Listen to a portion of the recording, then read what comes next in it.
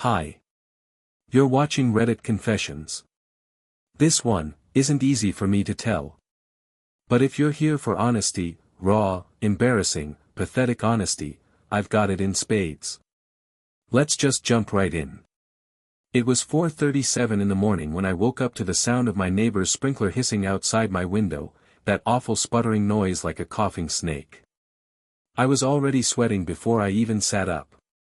Middle of winter, but my tiny apartment heater has two settings, Arctic and Hellfire. I kicked off the covers, reached for my phone, and there it was. A text. From her. After 233 days of silence. Hey, if you're awake, can I stop by? Just to talk. I stared at it for a full minute without breathing. She hadn't spoken to me since the night she left, not a word, not a typo, not even an accidental like on an old photo. And now she wanted to talk. I wish I could tell you I deleted the message. I wish I could say I blocked the number and went back to sleep. But I didn't. I texted back one word. Why? She replied. Because I can't stop seeing you every time I close my eyes. Cue dramatic violin music, right? Only this wasn't a romance novel. This was my life. And it had already been torn apart once by that same woman, Marlo. Let me rewind. Marlo didn't leave with fireworks or screaming or bags thrown onto the porch. She left with silence. She stood in the kitchen that night, wearing my sweatshirt and drinking chamomile tea, and said, "Ellis, I ended it with him. But I need space, to find out who I am without you." That sentence is tattooed in my memory. She didn't say I love you. She didn't ask me to wait. She just vanished into the night like a ghost carrying a suitcase. And I was left there, alone. In a half-decorated apartment that still smelled like her cinnamon shampoo and microwaved lasagna. I kept waiting for the door to open again. For her to realize she made a mistake. But days bled into weeks, and she never came back. Not until now. Now, she was outside my door. I opened it slowly, wearing the same hoodie I hadn't washed in days. She looked different. Softer somehow. Older in the eyes. She had no suitcase, no umbrella, just a paper bag from the cafe we used to walk to on Sundays. "Hi," she said. I didn't say anything. My throat tightened. She held out the bag. "Still remember your favorite?" Inside, a blueberry muffin, slightly crushed on one side. I stepped back and let her in. And that was the beginning of a story I didn't think I'd ever have to live again. She walked in like she still lived there. Same slow steps, same glance at the crooked photo frame I never bothered to fix. She didn't ask if it was okay. She didn't take off her boots. She just moved to the kitchen table and sat down, like 8 months of silence hadn't turned us into strangers. I stood in the doorway, arms limp at my sides, trying to process the absurdity of what was happening. "You look tired," she said, breaking the quiet. I almost laughed. Tired? I was hollow. There's a difference. But I didn't correct her. I just nodded and sat across from her, the old wooden chair squeaking under my weight. My apartment hadn't changed since she left, not because I was holding on to memories, but because I genuinely didn't have the energy to change anything. Even the dead spider in the bathroom corner was still there. I'd started thinking of it as a roommate. She pushed the cafe bag across the table toward me. I passed by the bakery and thought, maybe you still liked these. I didn't touch it. Her eyes shifted nervously. That was new. Marlo never used to fidget. She was always composed, always knew what to say, even when she was lying to me. "I'm not here to mess things up," she finally said. "I just needed to see you. Hear your voice." My voice. The same one she ignored for months while I called twice on her birthday. Left voicemails on New Year's. Sent her a photo of our old cat when she turned up sick. All unanswered. And now she wanted to hear me. Why now? I asked. Marlowe inhaled like the air itself hurt to breathe. Because I'm not with him anymore. Not since February. That word, him, dropped into the room like a stone in a still pond. Brent, her coworker. Her emotional getaway car. The man she'd once described to me as, just a guy in IT, but who somehow ended up being the person she shared my secrets, my marriage bed, and my wife's laughter with while I sat at home fixing our router and wondering why she was late. Congrats, I muttered. So you broke the toy, now you want the box it came in. She flinched. Good. I wasn't trying to be mean. I wasn't even trying to defend myself. I was just tired of pretending that I wasn't furious, not in the dramatic, throw a plate sense, but the exhausted, acid simmering in your stomach kind of way. I had written 100 versions of this conversation in my head. None of them included muffins. Marlowe leaned forward, voice barely above a whisper. I left because I thought I needed something else. Someone else. But all I found was noise. He was loud, flashy, intense. He made me feel like I mattered. Until he didn't. I couldn't help but scoff. So what, now you remember I exist? No, she said quickly. I never forgot. That's the worst part. She looked at me with those hazel eyes, eyes I used to love waking up to. But now all I saw in them was a person who got bored of me. Who traded in quiet love for adrenaline. Who chose drama over devotion. I used to wake up in his apartment, she continued, and panic because your coffee wasn't brewing in the kitchen. I'd look around and realize I wasn't home. I wasn't with you.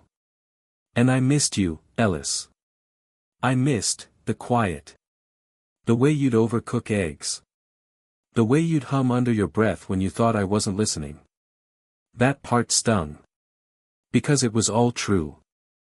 I did all those things, the boring husband things. The forgettable routines. I thought they were our glue. Turns out, she thought they were dust. So what do you want from me now? I asked, voice hoarse. Forgiveness? No, she said. Not today. I just wanted to tell you something, before it finds you some other way. I went still. She reached into her coat pocket and placed a folded piece of paper on the table between us. Her hand trembled as she slid it over to me. It's about Brent, she said. About what happened after I left. I didn't move. I didn't open it. Not yet. Because whatever was in that paper, I had a feeling it would break me in a completely new way. And somehow, I wasn't sure I was done healing from the last time. I didn't touch the letter right away. Honestly, I didn't want to. It sat there between us like a landmine. The kind of thing you instinctively know will destroy whatever piece you've managed to build from the rubble. I looked at it, then at her, and all I could think was, why now? Why after everything? Marlowe didn't say anything. She just sat there, watching me like someone who's already seen the end of the movie and is bracing for your reaction when you get there. That scared me more than the letter itself. Because she wasn't nervous anymore. She wasn't frantic or defensive. She was resigned. Like whatever was on that page was out of her control, and she knew it. I finally picked it up. Slowly. My fingers were shaking, and I hated that she could see it. The paper was soft, folded 3 times, and it smelled faintly like her perfume, the same scent she used to wear when we'd go out on our anniversary dinners. God, that made my stomach twist. I opened it. It wasn't a letter. It was a printout. An email. From Brent. The subject line read. You're going to regret this. The timestamp was 2 weeks after she left me. The body of the email was worse. You think you can just walk away? After everything I gave up for you? I lost my job, my wife, and my kids don't talk to me. You don't get to waltz back to your husband like none of it happened. If he finds out what you did in my apartment, what you took from me, it's over for you. I swear to God, Marlowe, I'll burn your new life to the ground before I let you rebuild it without me. I froze.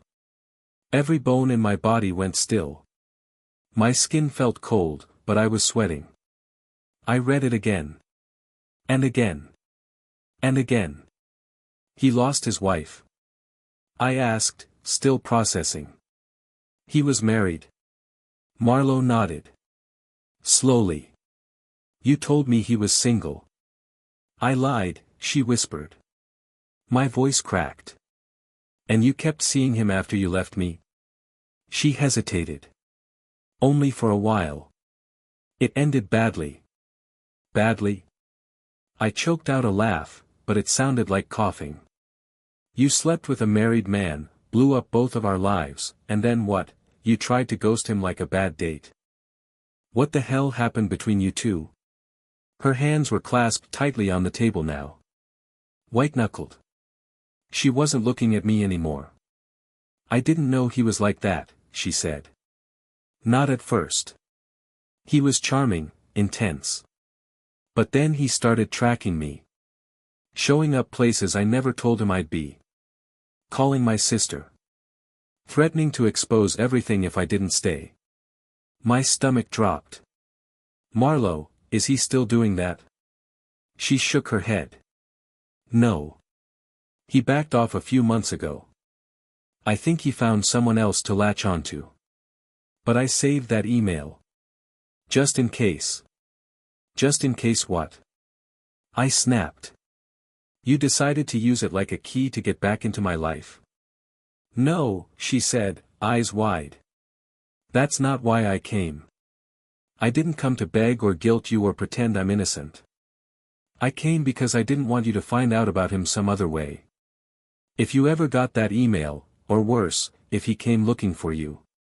Her voice trailed off. Her face looked haunted. You thought he'd come after me? I asked, now slightly nauseated.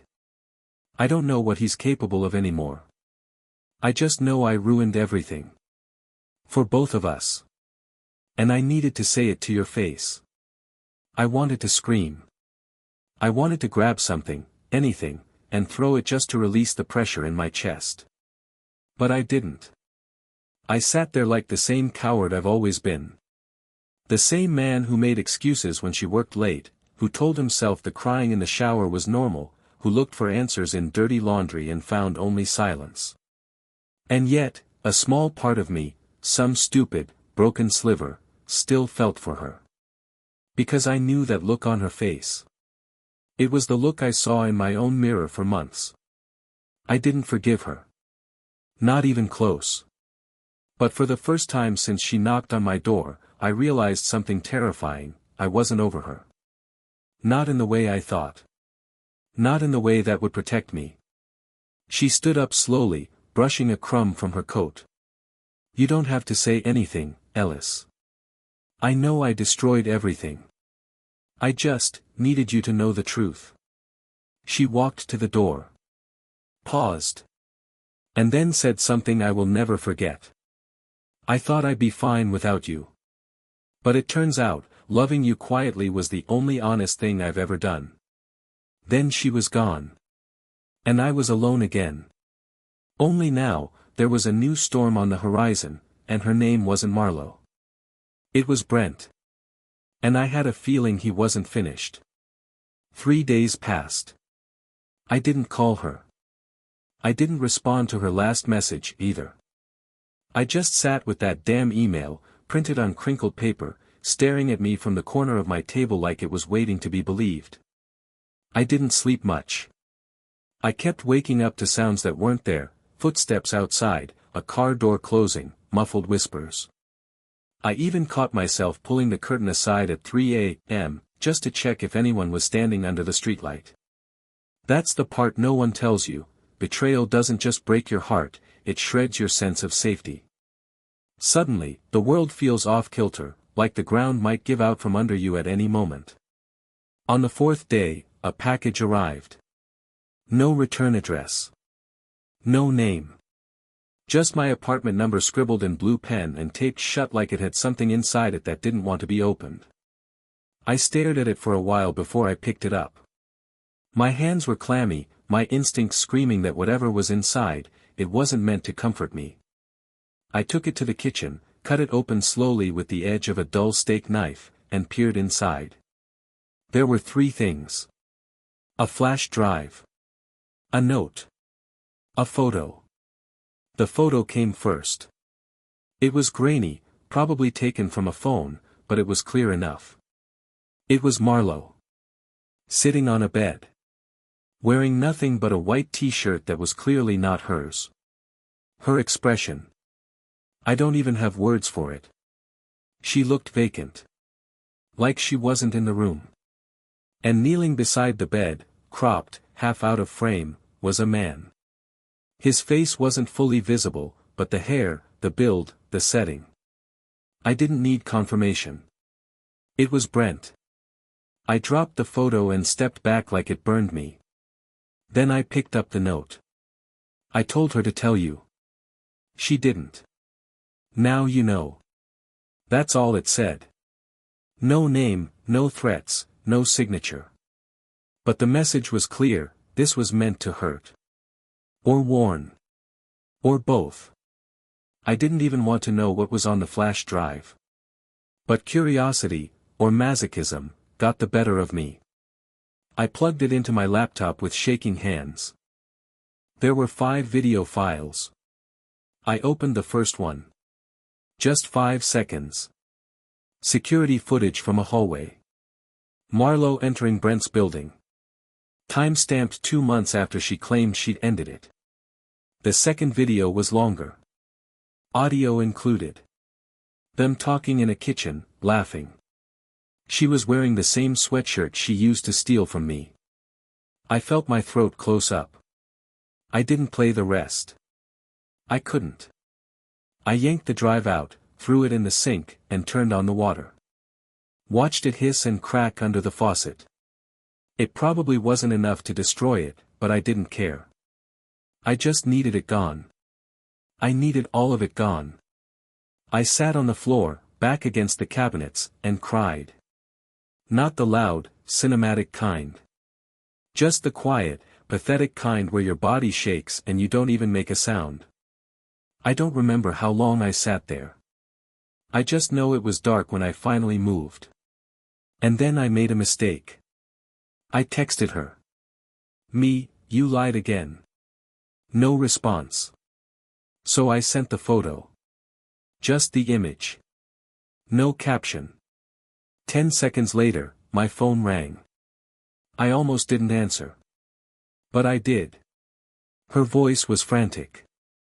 Ellis, where did you get that? You tell me, I said, cold and flat. You told me it ended in February. That picture was from May. She was quiet. Then, I didn't know he took pictures. I didn't know he'd do this. Ellis, I swear to God, Did you go back to him? I interrupted. After everything? Her voice cracked. Yes. But it wasn't like that. I was scared. He said he'd ruin me if I didn't come back. You could have told me, I said. I didn't want to drag you back into it, she whispered.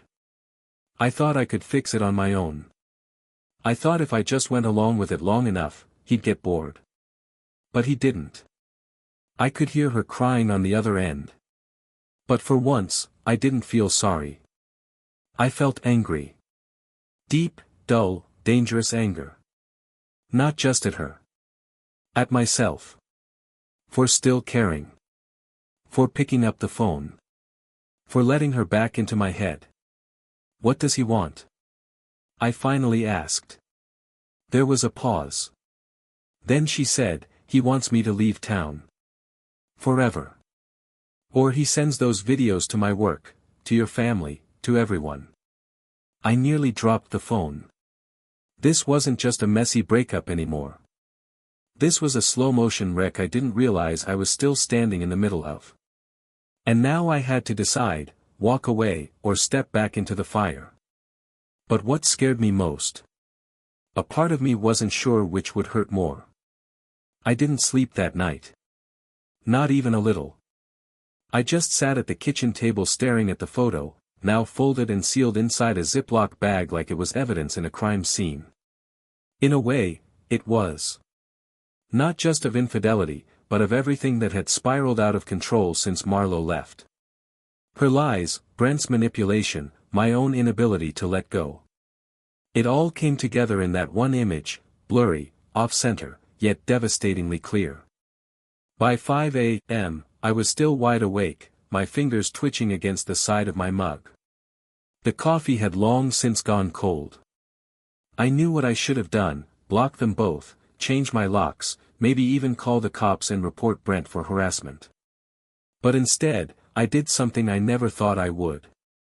I looked up his address. I still had it from one of the screenshots Marlo accidentally included in an old email. I had memorized it back when everything first went south, thinking I might one day need it, though I had no idea what I'd ever do with it. Until now. I told myself I just wanted answers. That I wasn't going to do anything stupid. That I wasn't angry, just tired of feeling powerless. But the truth was, I was all of it. Angry, tired, scared, and humiliated beyond belief. I'd let someone hijack my life, and I was finally ready to take it back, or at least demand an explanation. It was pouring when I got there. Perfect movie weather for bad decisions. The street was quiet, lined with identical brick buildings, each one with peeling numbers and overgrown bushes. His unit was on the ground floor.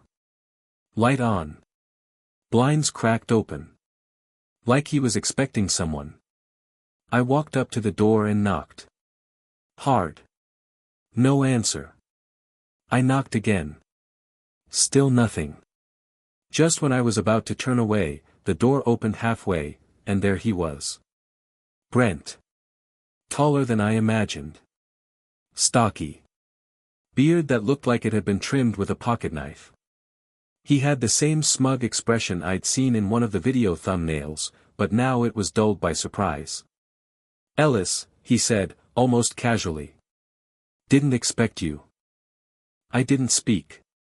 Look, man, he continued, leaning on the doorframe. If you're here to throw a punch, can we not do it in the rain? Still silent. He sighed and opened the door wider. You want to come in? Or are you just gonna stand there looking like a drowned cat?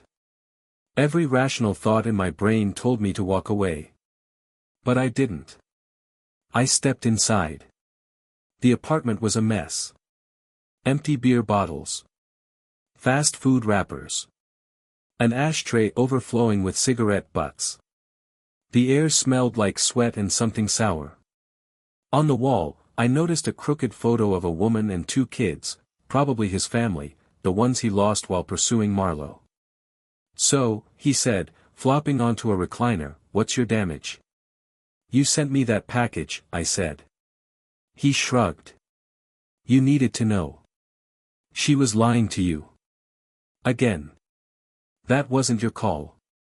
He snorted. You think she would have told you the truth? Please. Marlo lies like she breathes. I clenched my fists. You manipulated her. Threatened her. Trapped her in your apartment. He raised his hands like he was surrendering. Whoa, whoa. She wasn't chained to the radiator, man. She came back because she wanted to. And yeah, maybe I got a little intense, but only because she used me. Said she'd leave you. Said we'd start over.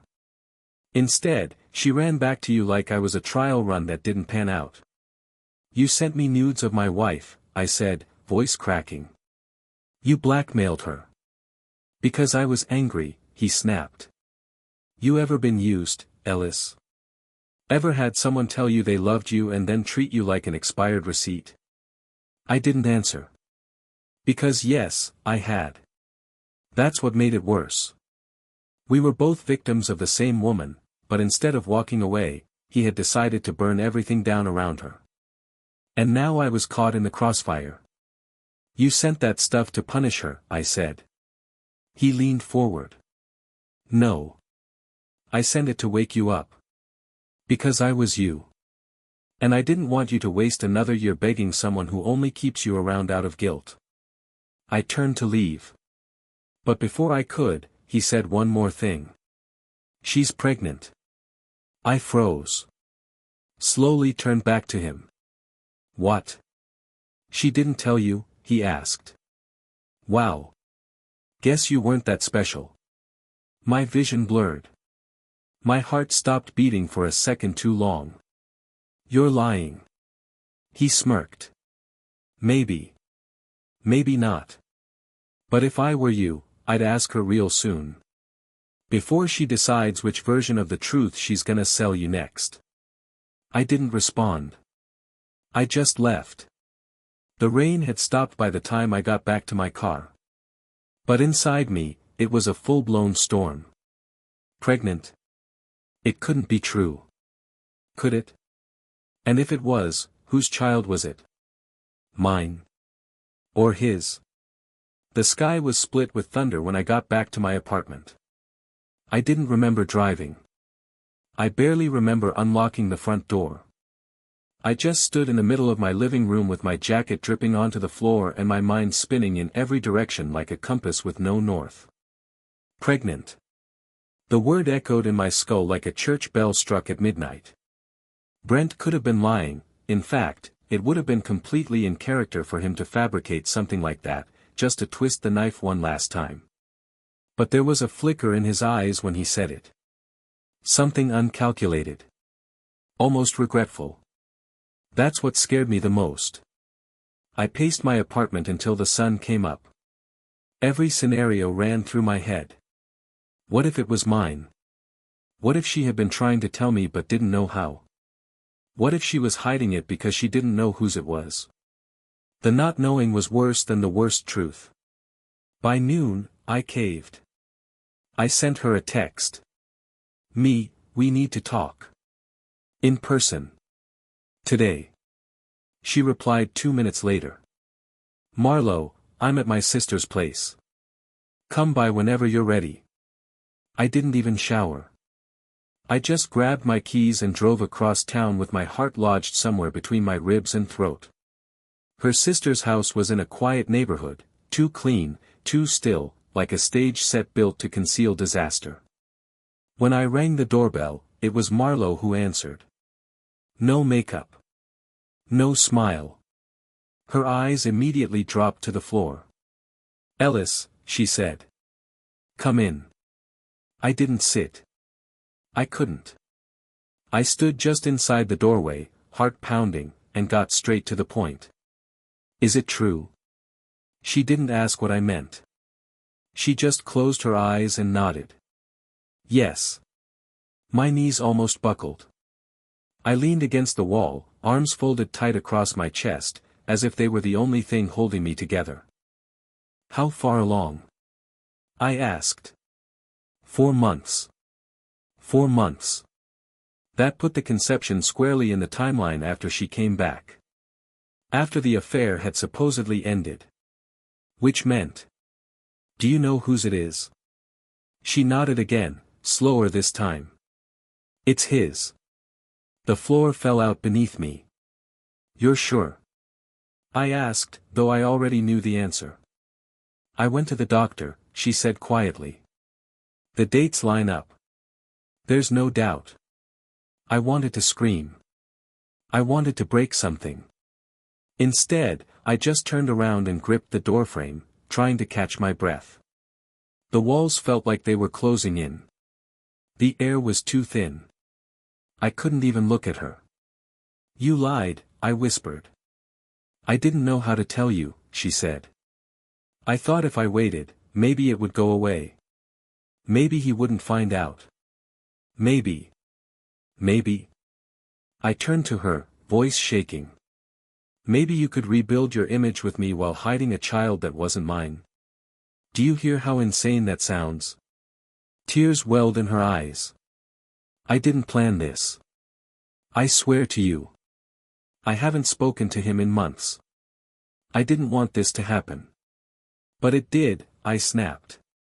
And now what? You want me to raise his kid? Pretend like we're some happy family with a dark little secret tucked in a crib in the corner? She didn't answer. I took a step back.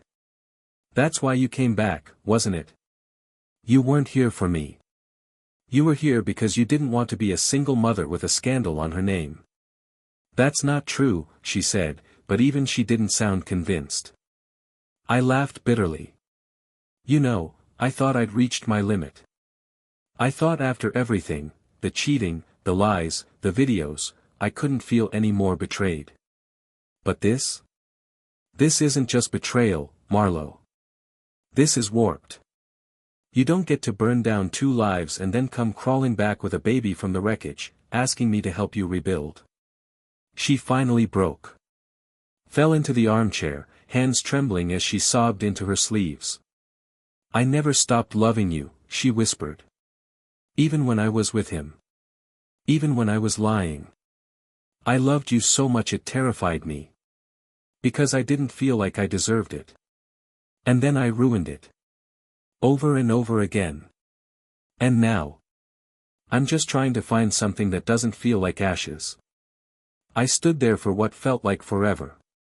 Just watching her crumble. And despite it all, despite the chaos and devastation she'd brought into my life, a horrible truth clawed its way into my chest. I still loved her. Not because she deserved it. Not because I wanted to. But because some part of me, broken and bruised and desperate, still remembered who we were before the lies. Before Brent. Before everything went to hell. But love isn't always enough. I need time, I said finally. And space. Real space. Don't call me. Don't show up. I'll figure out where I stand, but right now, I need to remember what standing even feels like. She nodded, tearfully. And as I walked out the door, I didn't look back. Because for the first time in a long, long time, I wasn't sure I'd ever be able to. The following week crawled by like a fever dream. Every morning I woke up expecting to find her name on my phone screen, a voicemail, a new apology drafted in tears. But she kept her promise. No texts. No calls. No surprise visits. Nothing. The silence was a strange mercy. I tried to return to normal, whatever that meant. I went back to work part-time, pushed through awkward conversations with coworkers who asked, "You doing okay?" and pretended like, "Yeah, hanging in there," was an honest answer. I grocery shopped at odd hours just to avoid familiar faces. I even replaced the mattress. The old one still smelled like her shampoo. Every time I lay on it, it felt like I was sleeping next to a ghost. I didn't talk to anyone about what had happened.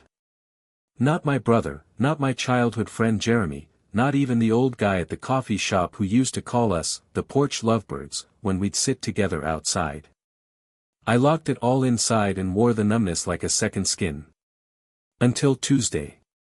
That's when someone knocked on my door. At first, I thought it was her, some delayed reaction, some desperate plea. But when I opened it, it wasn't Marlo standing there. It was Harper. Marlo's younger sister. She looked like she hadn't slept in days. Her red curls were tied up in a messy bun, her coat half-zipped, and she was clutching a takeout coffee in both hands like it was the only thing keeping her upright. "Hey," she said quietly. "I hope I'm not crossing the line." I stepped back and motioned her in. I hadn't seen Harper since the night I left their place after the pregnancy confession. She and I never had much more than polite conversations over Thanksgiving dinners and birthday brunches. But in that moment, her presence felt oddly grounding. She sat down at the table and set the coffee between us. "I know you don't want to hear anything more about Marlo," she began. "And I'm not here to defend her. But I think there's something you should know. About Brent." My body stiffened. "What now?" Harper leaned forward. "He showed up at my apartment 2 nights ago." My stomach dropped. He was drunk, she said. Banging on the door, yelling her name. I had to call the police. He left before they got there, but I'm worried he's not finished. I rubbed my face with both hands, the headache creeping in like a slow tide. I thought he was out of the picture. So did we, she said. But the fact that he's showing up again now, after months of nothing, it doesn't feel random. I looked at her. You think he's trying to get to her through you? Harper hesitated. I think he's trying to get to you. That stopped me. Ellis, she continued, Marlowe told me he used to follow her. He knew where she lived, where she worked, even where you lived. And I'm sorry, but if he knows where I am, then it's only a matter of time before he makes another move. I felt sick. Not just fear, guilt. Because I'd allowed this whole thing to simmer for too long. I'd avoided pressing charges. I hadn't changed my number. I hadn't warned anyone. I'd convinced myself it was over because I wanted it to be. I stood up and started pacing. I don't even know what he wants anymore. He said she used him. But she's pregnant with his child. What more does he think he's owed? Harper swallowed hard. I don't think it's about what he's owed. I think it's about control. You were the husband. He was the escape. And now he's neither. So he's spiraling. I stared at the window. Rain tapped lightly on the glass, soft and rhythmic. Too peaceful for the chaos crawling under my skin. Harper stood to leave.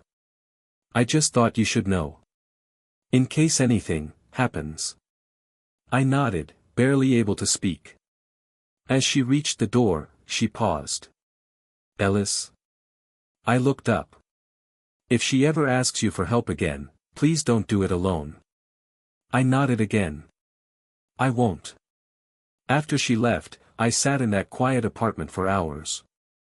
I replayed every warning sign I'd ignored. Every excuse I'd made. Every second chance I'd handed out like candy. I kept trying to be the guy who took the high road, the calm, soft-spoken husband who forgave and waited and held doors open for the person who betrayed him. But now someone else was in the crosshairs. And I realized something horrifying. If Brent was willing to show up drunk at Harper's door, if he was angry, unhinged, and still obsessed, then it wasn't just about Marlowe anymore. This had become something else. Something dangerous. And I had to decide, do I run from it? Or finally face it head on? Brent came to my apartment 3 nights later. I knew he would. I didn't know when, or how, but everything in my gut told me it was only a matter of time. So I prepared. I installed a security camera. I let my neighbor, a retired Army vet, know to keep an eye out. And I spoke to a friend who worked in legal aid. I gathered proof. I built a case. Not out of revenge. But out of self-respect. Because after everything that had happened, the one thing I refused to do anymore was sit still and wait to be broken. When the knock finally came, it was almost anticlimactic. 2 soft raps on the door. No yelling. No drama. I opened it. There he stood. Brent. Same tired smirk. But this time, he looked smaller. Like all the chaos he'd spread had finally started weighing on him too. I just want to talk, he said. No, I replied calmly. You want to control the narrative. You want to stir the wreckage because you're scared of being forgotten. He blinked. You've made your threats. You've hurt people. And you've left a trail of damage that's going to follow you a lot longer than you think, I said. But it ends here. Right now. He stepped forward. You don't get to decide that. I already did, I said, then pointed to the camera above the door. This conversation is being recorded. I've logged every incident. I have police reports, witnesses, and copies of everything you sent me. You show up again, anywhere near me, Harper, or Marlowe, and I press charges. His face fell. For the first time, I saw fear in his eyes. You don't have to be this guy, I added. But if you choose to be, then I promise you, I won't be your victim. He didn't say a word. He just backed away, turned around, and disappeared into the night. That was the last time I saw him. A month later, Marlo sent a letter. Not a text, not a voicemail, a handwritten letter. In it, she thanked me for being honest. She said she was starting therapy. Said she was moving out of state, to live with an aunt while she figured out her next steps. She didn't ask for forgiveness. She didn't try to rewrite our story. She simply said goodbye. And weirdly, I needed that. It's been 6 months now. I've started running again. Something I hadn't done since before we got married. I go to the same diner every Sunday and I actually started laughing again, not the forced kind. The real kind. I even took a solo trip to Maine. Just me, the wind, and a notebook filled with thoughts I'm finally ready to face. There are scars. Of course. Emotional ones you can't quite explain to anyone who hasn't been there.